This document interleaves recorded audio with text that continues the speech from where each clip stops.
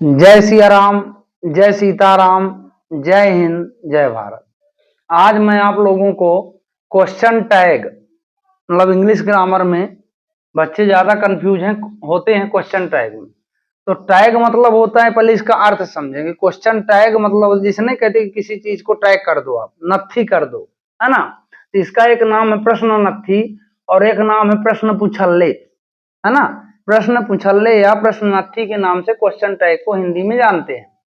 अब इसकी मैंने दो परिभाषाएं लिखी हैं।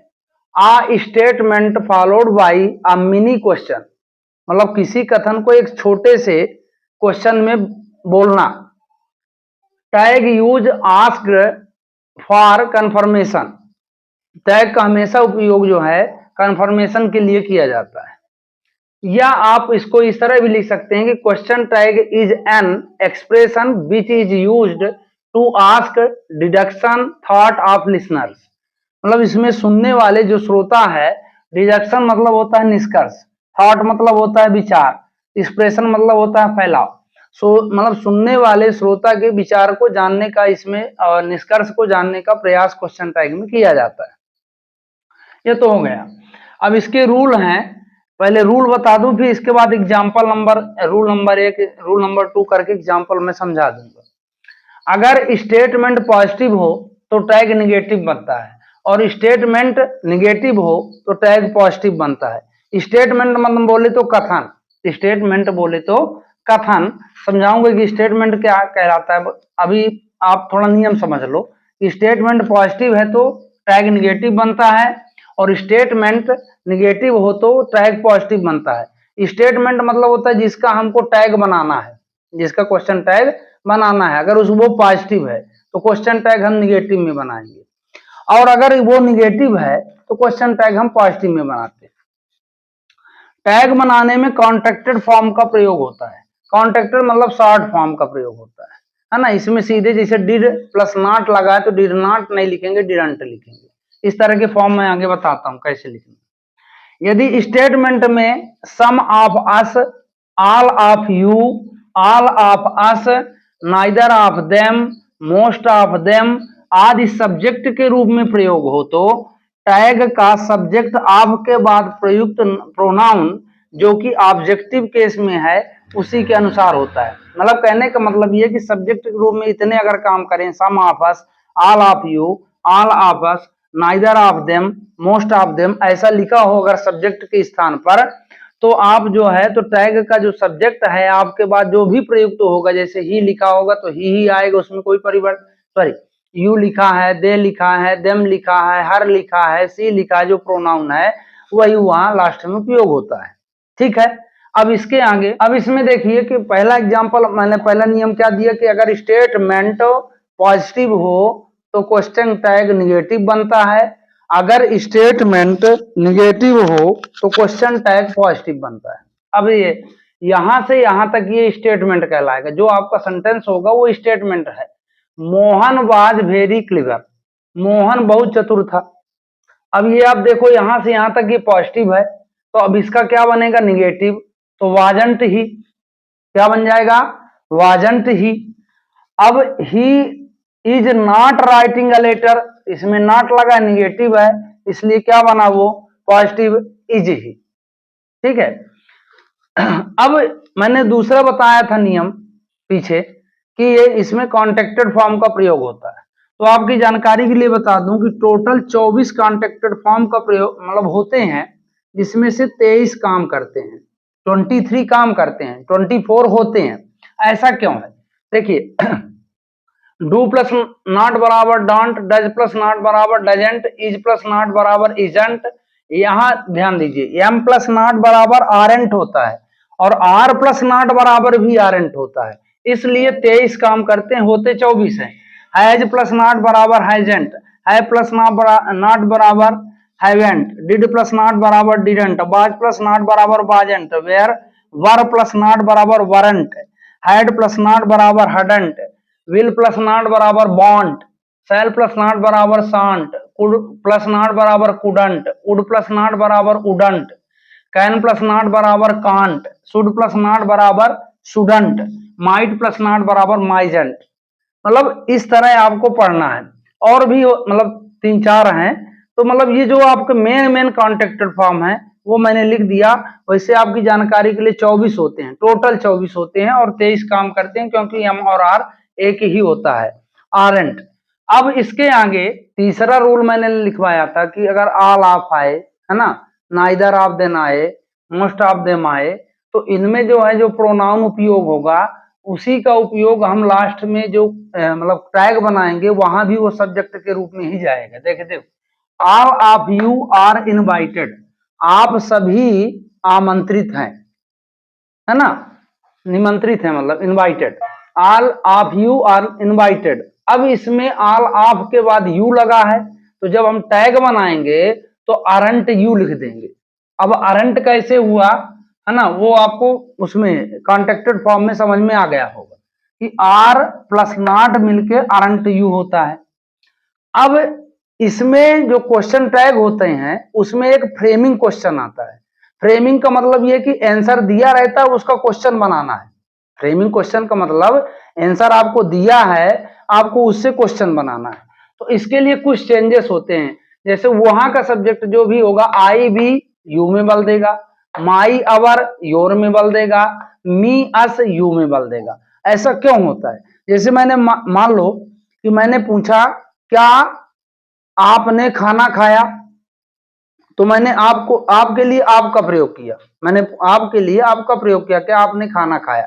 तो आप अपने लिए किसका प्रयोग करेंगे? बोलेंगे मैंने खाना खाया या नहीं खाया, जो भी आप जवाब देंगे तो मैं लगा के जवाब देंगे। मैंने आपसे पूछा तुम लगा के, लेकिन आप जवाब किस में दोगे? मैं लगा के। तो इसीलिए आई भी यू में बदलता है। बात समझ में आ रही ना? कि मैं पूछूंगा कि आपने क्या आप रीवा गए थे, तो बोलेंगे आप कि हाँ मैं रीवा गया था। आप ये नहीं बोलेंगे कि क्या आप रीवा गए थे, है ना, आप उसका उल्टा बनाएंगे, मतलब तुम का आई में मतलब कन्वर्ट करके आप जवाब देंगे। इसलिए आई भी यू में बदलता है, माई अवर योर में बदलता है, मी एस यू में बदलता है। ये फ्रेमिंग क्वेश्चन का है। जैसे देखो yes I am a farmer, अब इससे कोई क्वेश्चन किया होगा कि क्या आप किसान हैं, तो ये बताएगा कि है ना, तो yes I am a farmer, तो क्वेश्चन क्या किया होगा? Are you a farmer, are you a farmer. तो यहाँ आई है, तो यहाँ क्वेश्चन के लिए उसी के लिए क्या प्रयोग हुआ? यू का प्रयोग। मतलब आप अपने लिए देख के सोचना कि अगर मुझसे कोई कहता कि क्या तुमने खाना खाया, तो मैं बताऊंगा कि हाँ मैंने खाना खाया। तो वो तुमने बोला और मैंने आंसर में अपने लिए आई का प्रयोग किया, मैंने बोला। ठीक है, I am going to Rewa, तो कोई पूछा होगा उससे कि तुम कहाँ जा रहे हो, तो वेयर आर यू गोइंग, तो यहाँ आई लगा, यहाँ सब्जेक्ट उसी के लिए यू का प्रयोग हुआ। ये इसका मतलब ये हुआ फ्रेमिंग क्वेश्चन।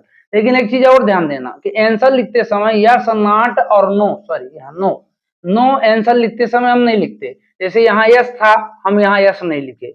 अगर नो है नो नहीं लिखेंगे, नॉट है नॉट नहीं लगाएंगे।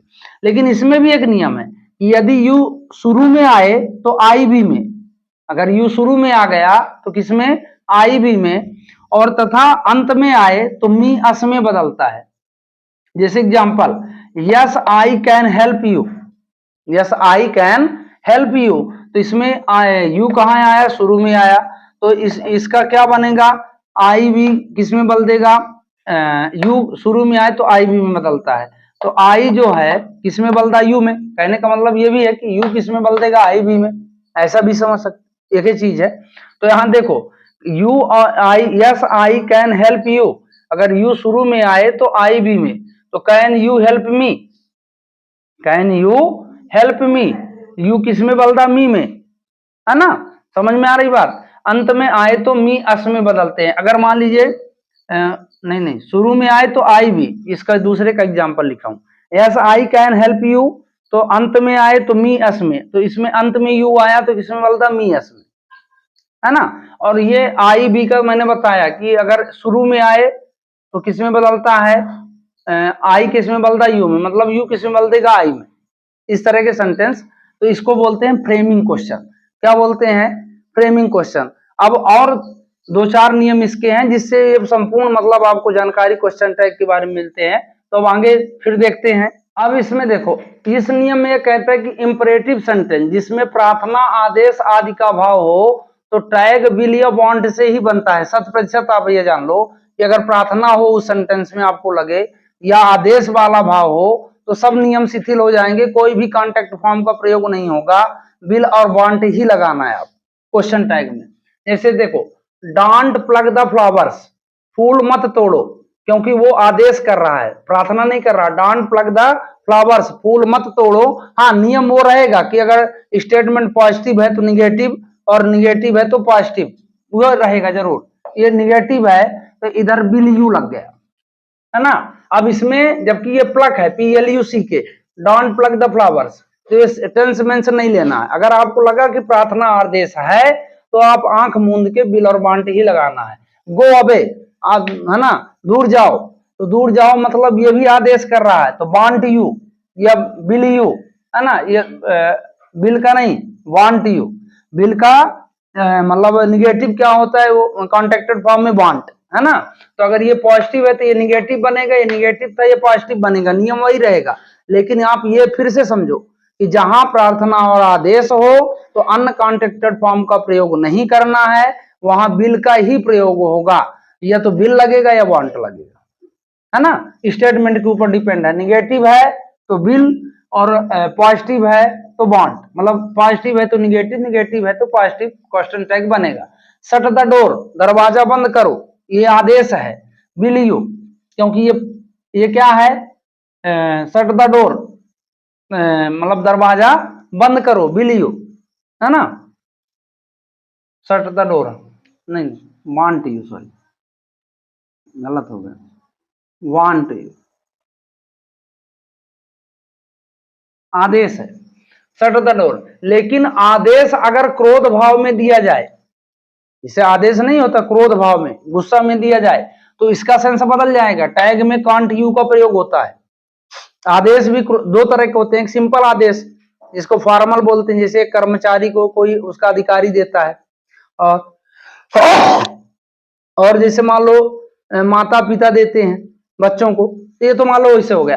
पर कोई क्रोध में दे, है ना, जैसे क्रोध में हो, जैसे गेट आउट, उसने भगा दिया क्रोध में, तो गेट आउट मतलब अब इसमें बांट सांट नहीं लगेगा कुछ भी, कांट यू, कांट यू। अब कुछ चेंजेस देख लेते हैं, जैसे मान लीजिए दिस इट, दिस किस में बदल देगा, इट में। दैट किस में बदलता है, इट में। देयर किस में बदलता है, देयरे में रहता है। और दोज और दीज बदलते हैं दे में। इस तरह के भी सेंटेंस होते हैं जिसमें this, that, there, those, these इनका प्रयोग होता है। अब उसको कैसे चेंज करना है आप ये समझना। तो there are animals, there are animals, यहां देखिए आप देयर का प्रयोग हुआ है। अब देयर जो है आर है, तो आर का मतलब कॉन्टेक्टेड फॉर्म क्या होगा, आरंट। और ये देयर है तो देयर किस में बदल देगा, नहीं दीज, आप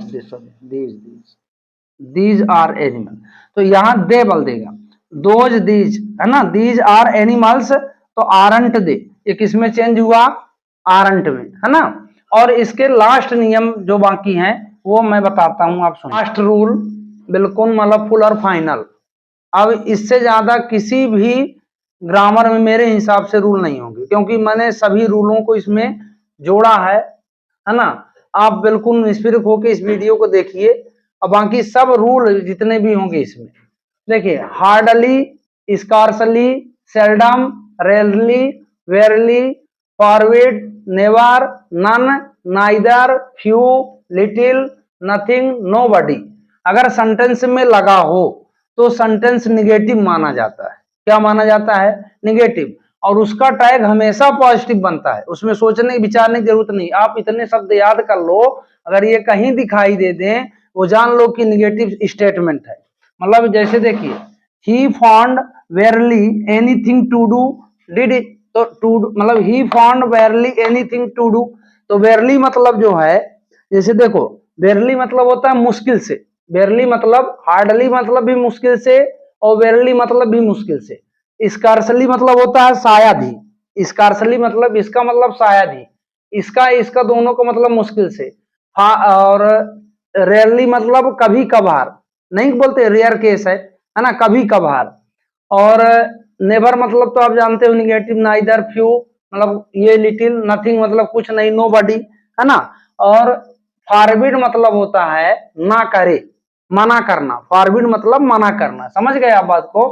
हार्डली, वेरली मुश्किल से, इसका असली शायद, फॉरबिड मतलब मना करना, रेयरली मतलब कभी कभार। अब इनका अर्थ आप समझो। He found barely anything to do, है ना। वेरली मतलब बड़े मुश्किल से, वह पाता है कुछ भी, मतलब एनीथिंग टू डू, वो बहुत मुश्किल से कर पाता है कुछ भी। अब देखो फाउंड लगा है तो फाइंड फाउंड, फाइंड का सेकंड फॉर्म मतलब ये पास्ट इंडेफिनिट टेंस है। तो अब देखो एक चीज मैं इसमें थोड़ा बताना भूल गया, सब कुछ बताने के चक्कर में यही होता है कि क्वेश्चन टैग बनाना बहुत आसान है, मात्र आप उसका ऑक्सिलरी वर्ब और, है ना, ये बोले तो हेल्पिंग वर्ब, है ना, विथ कॉन्टेक्टेड फॉर्म। और ये नियम देख के कि पॉजिटिव स्टेटमेंट है तो निगेटिव बनेगा, निगेटिव है तो पॉजिटिव लगेगा, उसका हेल्पिंग वर्ब ही और plus subject plus question mark, इतने में आपका वो बन जाएगा। तो इसमें देखो ये टेंस क्या है, पास्ट इंडेफिनिट, हेल्पिंग वर्ब क्या लगेगी, डिड, चूंकि ये स्टेटमेंट यहां से यहां तक निगेटिव है तो क्या बनेगा, पॉजिटिव। डिडंट नहीं लगा सकते, डिड ही लगाना है, डिड ही हो गया। अब वर्किंग डॉग सेल्डम बाइट्स, जो कुत्ता भौंकता है, मतलब भौंकने वाले कुत्ते कभी काटते नहीं, है ना। तो इसमें सेल्डम लगा है, कभी नहीं। तो बार्किंग डॉग सेल्डम मतलब कभी नहीं, है ना। बाइट्स मतलब काटना, अभी निगेटिव ट्रीट हो गया। तो मतलब इन शब्दों को आप बिल्कुल ध्यान देना, ये लगते नहीं है निगेटिव पर होते हैं निगेटिव, ये सेंस में निगेटिव होते हैं, इसलिए इन शब्दों को आप याद रखो। तो सेल्डम मतलब निगेटिव। तो अब ये किसका है, हमेशा देखो एक चीज और आप याद रखना, कोई भी कहावत हो दुनिया की मैं बात कर रहा हूं, कोई भी कहावत हो वो हमेशा प्रेजेंट इंडेफिनिट टेंस में ही मानी जाती है, क्योंकि उस कहावत का सीधे प्रेजेंट में, मतलब जो बोलेंगे वो प्रेजेंट में बोल रहा है, इसलिए। तो सेल्डम बाइट्स, तो प्रेजेंट इंडेफिनिट में डू और डज लगता है, तो डज ही। She rarely attends the class, rarely मतलब कभी कभार, वह कभी कभार क्लास को अटेंड करता है, कभी कभार क्लास में उपस्थित होता है। तो अब होता है मतलब डज ही, है ना, डज सी, वह होती है, सॉरी, है ना। तो यहां पर मैंने आपको यह समझाया कि पूरे उसमें नहीं समझा पाया था, कि आप सिर्फ ध्यान देना कि इसमें हेल्पिंग वर्ब क्या है, उसका सब्जेक्ट क्या है, आपका टैग बन गया। जैसे देखो, ही किल्ड द लायन, उसने शेर मारा, उसने शेर मारा। अब ये भी जो है पास्ट इंडेफिनिट है, तो हेल्पिंग वर्ब पास्ट इंडेफिनिट में क्या लगती है, डिड। और चूंकि ये पॉजिटिव स्टेटमेंट है तो निगेटिव बनेगा, तो डिड का क्या होगा, कॉन्टेक्टेड, डिडंट, और ही का ही होगा, सब्जेक्ट ही है तो ही लग गया। यू आर आई स्टूडेंट, है ना, ये भी पॉजिटिव है, तो आर का ये हेल्पिंग वर्ब आर है, तो आर का कॉन्टेक्टेड फॉर्म क्या होगा, आरंट, और subject you plus question mark. मतलब बहुत आसान है, आप हेल्पिंग वर्ब या बोले तो ऑक्सिलरी वर्ब लगा के और प्लस, हाँ इतना बार बार मैं समझा रहा हूं, आप इतना जरूर ध्यान दो कि स्टेटमेंट अगर पॉजिटिव है तो टैग निगेटिव बनता है, अगर स्टेटमेंट निगेटिव है तो क्वेश्चन टैग पॉजिटिव बनता है। और इस वीडियो में मैंने पूरे कॉन्टेक्टेड फॉर्म और जितने भी नियम है आप एक बार देखोगे, और यूट्यूब में और वीडियो को देखना तो आप खुद डिसाइड करोगे कि क्या कैसा है। तो मैं आशा करता हूं कि ये वीडियो आपको जरूर पसंद आएगी, तो चैनल को लाइक, सब्सक्राइब, शेयर जरूर कीजिए। जय हिंद, जय भारत।